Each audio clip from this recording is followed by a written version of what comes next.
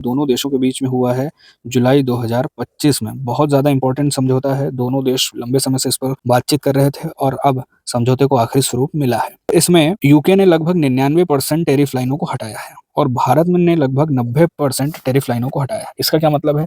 इसका सीधा-सा यही मतलब है कि भारत से होने वाले निर्यात में लगभग सभी निर्यात होने वाली चीज़ों को टैरिफ से छूट मिलेगी या बहुत कम टैरिफ लगेगा। ऐसे ही भारत आने वाली चीज़ों पर मतलब यूके से निर्यात होने वाली चीज़ें जो भारत आती है, उन्हें 91% चीज़ों को लाभ मिलेगा, टैरिफ नहीं लगेगा या बहुत ही कम टैरिफ लगेगा। दोनों देशों को फ़ायदा होगा क्योंकि व्यापार समझौतों में अक्सर यही होता है कि देश एक-दूसरे से टैरिफ की कमी करते हैं या टैरिफ को हटा ही देते हैं। इससे दोनों देश आसानी से एक-दूसरे के यहाँ आयात-निर्यात कर पाते हैं। समझौता तो हुआ है, कई क्षेत्रों को छूट भी मिली है, टैरिफ हटा है, लेकिन कुछ क्षेत्रों का संरक्षण किया गया है। अब इन क्षेत्रों का संरक्षण इसलिए किया जाता है क्योंकि ये संवेदनशील क्षेत्र होते हैं।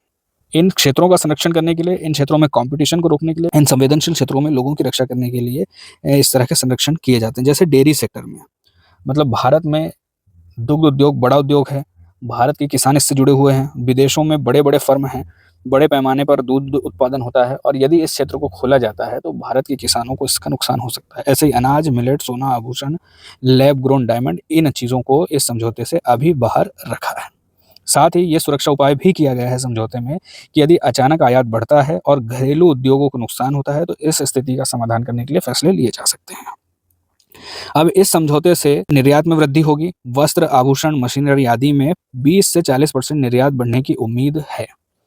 क्योंकि टैरिफ हटे हैं, निर्यात बढ़ेगा, टैरिफ कम होगा, भारत की चीज़ें यूके के मार्केट में कॉम्पिटिशन कर पाएँगी। इसके लिए निर्यात बढ़ने की उम्मीद है और यही हमारा लक्ष्य भी होता है कोई व्यापार समझौता करके कि हमें हमारा निर्यात बढ़ाना होता है।